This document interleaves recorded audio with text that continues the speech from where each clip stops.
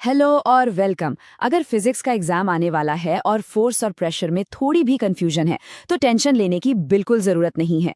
आज का ये स्टडी गाइड डायरेक्ट पॉइंट पर है। हम इन कॉन्सेप्ट्स को आज एकदम मास्टर करने वाले हैं, वो भी बिना किसी बोरिंग लेक्चर के। तो चलिए सीधा शुरू करते हैं। इस मास्टर क्लास का रोड मैप बड़ा ही सिंपल है। देखिए, पहले हम समझेंगे द मीनिंग ऑफ फोर्स, फिर contact versus non contact forces, उसके बाद डिफाइनिंग एंड कैलकुलेटिंग प्रेशर, फिर एवरीडे एप्लीकेशंस ऑफ प्रेशर और आखिर में कवर करेंगे फ्लूइड्स एंड एटमॉस्फेरिक प्रेशर। चलिए बढ़ते हैं पहले सेक्शन की तरफ, द मीनिंग ऑफ फोर्स। अब देखिए टेक्स्ट बुक क्या कहती है। फोर्स है किसी भी ऑब्जेक्ट पर लगने वाला पुश या पुल जो एक दूसरे ऑब्जेक्ट के साथ इंटरैक्शन की वजह से होता है। यहाँ सबसे बड़ा कैच है ये वर्ड इंटरैक्शन। मतलब जब तक दो चीजें आपस में इंटरैक्ट नहीं करेंगी तब तक फोर्स पैदा ही नहीं हो सकता। एग्जाम के लिए इस इंटरैक्शन वाले कॉन्सेप्ट को पक्का याद रखना है। तो फोर्स आखिर कर क्या कह सकता है? ये किसी चीज का शेप या साइज बदल सकता है, जैसे क्ले या रबर बैंड को खींचना। ये किसी चलती हुई चीज की स्पीड चेंज कर सकता है, एक रुकी हुई ट्रॉली को मूव करवा सकता है, या फिर एक मूविंग फुटबॉल को किक करके उसकी डायरेक्शन बदल सकता है। लेकिन यहाँ एग्जाम का एक क्लासिक ट्रिक क्वेश्चन छुपा है। फोर्स कभी भी किसी ऑब्जेक्ट का मास यानी वजन नहीं बदल सकता। चाहे कितना भी फोर्स लगा लीजिए, मास वहीं का वही रहेगा। चलिए एक छोटा सा पॉप क्विज लेते हैं। सवाल ये है, क्या पानी से भरी एक बाल्टी को बिना पकड़े यानी बिना फिजिकली टच किए उठाया जा सकता है? सोचिए थोड़ा। जवाब है बिल्कुल नहीं। बाल्टी उठाने के लिए एक पुल एक्शन चाहिए होता है, और वो फोर्स कहाँ से आता है? हमारी बॉडी के मसल्स से। इसे हम मस्क्यूलर फोर्स कहते हैं। बिना इस फिजिकल इंटरैक्शन के बाल्टी अपनी जगह से 1 इंच भी नहीं हिलेगी। ओके, अब आते हैं इस चैप्टर के सबसे बड़े वीआईपी फॉर्मूला पर। F इक्वल्स m इंटू ए, यानी force equals mass multiplied by acceleration. Numerical solve करते वक्त ये फॉर्मूला सबसे ज्यादा काम आने वाला है। इसे अपने नोट्स में हाईलाइट करके बिल्कुल लॉक कर लीजिए। और हाँ, कैलकुलेशंस करते वक्त यूनिट लगाना मत भूलना। फोर्स की SI unit the great sir Isaac Newton के नाम पर रखी गई है। 1 न्यूटन का एग्जैक्टली मतलब क्या है? ये वो फोर्स है जो एक 1 किलोग्राम की बॉडी को 1 मीटर पर सेकेंड स्क्वायर की स्पीड से एक्सेलरेट करने के लिए जरूरी होती है। टेस्ट में आने वाली एक परफेक्ट और स्ट्रेट फॉरवर्ड डेफिनेशन। अब बढ़ते हैं दूसरे सेक्शन पर, contact versus non contact forces. Exam में मल्टीपल चॉइस क्वेश्चंस को तेजी से टैकल करने के लिए इन्हें 2 क्लियर कैटेगरीज में बांट लेते हैं। एक तरफ है कॉन्टैक्ट फोर्सेस, जिनमें फिजिकली टच होना जरूरी है, जैसे अभी हमने मस्क्यूलर फोर्स देखा या फ्रिक्शनल फोर्स। दूसरी तरफ है नॉन कॉन्टैक्ट फोर्सेस। यहाँ टच की कोई जरूरत नहीं होती, जैसे मैग्नेटिक, इलेक्ट्रोस्टैटिक और ग्रेविटेशनल फोर्सेस। ये दूर से ही काम करते हैं। इन नॉन कॉन्टैक्ट फोर्सेस के कुछ क्लासिक टेक्स्ट बुक एग्जाम्पल्स फटाफट लॉक कर लेते हैं। कचरे से लोहे को दूर से ही अलग करना, ये मैग्नेटिक फोर्स है। जब एक चार्ज्ड कोम पेपर के छोटे टुकड़ों को मैजिकली अट्रैक्ट करता है तो वो इलेक्ट्रोस्टैटिक फोर्स है।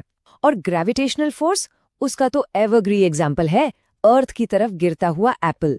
यहाँ किसी फिजिकल वायर या टच की जरूरत नहीं है। यहाँ एक एब्सोल्युटली क्रूशल रूल पर ध्यान देना है। फ्रिक्शनल फोर्स ऑलवेज, ध्यान दीजिए, हमेशा ऑब्जेक्ट के मोशन के ऑपोजिट डायरेक्शन में लगता है।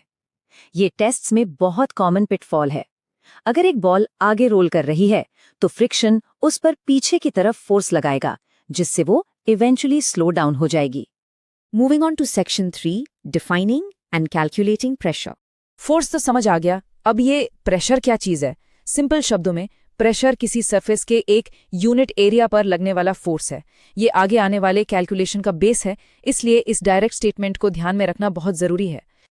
और ये लीजिए इस मास्टर क्लास का दूसरा VIP formula, pressure equals force divided by area.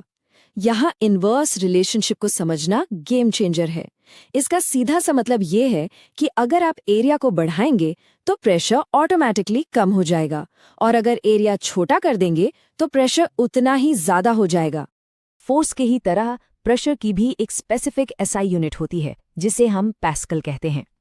1 pascal को सिंपल करें तो इसका मतलब है 1 न्यूटन का फोर्स जो एग्जैक्टली 1 स्क्वायर मीटर के एरिया पर लग रहा है। फिल इन द ब्लैंक्स और वन वर्ड आंसर्स के लिए ये बहुत इंपॉर्टेंट है। चलिए देखते हैं चौथा section, everyday applications of pressure. अभी जो हमने इनवर्स रिलेशनशिप पढ़ी वो एक्चुअल लाइफ में अप्लाई कैसे होती है।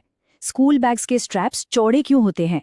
ताकि एरिया बढ़ जाए और कंधों पर प्रेशर कम पड़े। सेम कॉन्सेप्ट से हाथियों के चौड़े पैर उन्हें मिट्टी में धंसने से बचाते हैं। स्नो पर चलने वाले स्कीज वेट को बड़े एरिया में डिस्ट्रीब्यूट कर देते हैं और इसके ठीक ऑपोजिट एक शार्प नाइफ का आगे का एरिया इतना छोटा होता है कि थोड़े से फोर्स से ही वहां मैसिव प्रेशर लगता है और सब्जी आसानी से कट जाती है। ये रीजन बेस्ड क्वेश्चंस के बेस्ट एग्जांपल्स हैं। आखिरी मेजर सिलेबस सेक्शन पर आते हैं, fluids and atmospheric pressure. Fluids के इन 3 गोल्डन रूल्स को हमेशा ध्यान में रखना चाहिए। नंबर 1, फ्लूइड्स अपने कंटेनर की दीवारों पर हर डायरेक्शन में प्रेशर एक्सर्ट करते हैं। नंबर 2, लिक्विड का प्रेशर गहराई यानी डेप्थ के साथ लगातार बढ़ता है। यही वजह है कि डीप सी सबमरीन्स के हल्स को इतना मोटा बनाया जाता है ताकि वो ओशन के उस क्रशिंग प्रेशर को झेल सकें। और नंबर 3, गैस प्रेशर एक्चुअली उन छोटे मॉलिक्यूल्स के आपस में टकराने से बनता है, ठीक जैसे एक इन्फ्लेटेड बाइसिकल ट्यूब के टाइट होने पर फील होता है। इसी कॉन्सेप्ट से मिलती जुलती ये वाइटल डेफिनेशन है, एटमॉस्फेरिक प्रेशर। ये असल में अर्थ के एटमॉस्फेयर में ऊपर की तरफ मौजूद हवा के वेट की वजह से लगने वाला प्रेशर है। एक बहुत जरूरी पॉइंट जो टेस्ट में हेल्प करेगा, सी लेवल पर एयर मॉलिक्यूल्स सबसे टाइटली पैक्ड होते हैं, इसीलिए एटमॉस्फेरिक प्रेशर वहां सबसे ज्यादा यानी मैक्सिमम होता है। अब सवाल उठता है कि इस एटमॉस्फेरिक प्रेशर को नापा कैसे जाए। इस इंस्ट्रूमेंट को कहते हैं बैरोमीटर। ये 2 कॉमन टाइप्स के होते हैं, मर्क्यूरी बैरोमीटर और एनेरॉइड बैरोमीटर। मर्क्यूरी बैरोमीटर को सबसे आइडियल और स्टैंडर्ड माना जाता है, जिसमें एक ग्लास ट्यूब के अंदर मर्क्यूरी का लेवल ऊपर नीचे होकर हमें एग्जैक्ट प्रेशर मेजर करके देता है। न्यूमेरिकल्स के लिए ये वाइटल स्टैटिस्टिक याद रखना बहुत जरूरी है। अर्थ की सरफेस पर नॉर्मल एटमॉस्फेरिक प्रेशर होता है लगभग 1.013 × 10⁵ पास्कल्स। इस नंबर को ठीक से मेमोराइज कर लीजिए। इस प्योर टॉपिक को रैप अप करने से पहले एक बहुत ही थॉट प्रोवोकिंग सवाल। अगर एटमॉस्फेरिक प्रेशर हमारी अर्थ की सरफेस पर लगभग 1,00,000 पास्कल्स का मैसिव फोर्स लगाता है, तो हमारी ह्यूमन बॉडी हर रोज इस इनविजिबल क्रशिंग वेट के नीचे पिचक क्यों नहीं जाती? हम इस हेवी लोड को सेफली कैसे झेलते हैं? यहाँ फंडामेंटल फिजिक्स और हमारी बायोलॉजी का एक बहुत ही कमाल का कनेक्शन है। सोचिए इस बारे में। उम्मीद है इस एक्सप्लेनर से आपके सारे कॉन्सेप्ट्स आने वाले टेस्ट के लिए बिल्कुल क्लियर हो गए होंगे।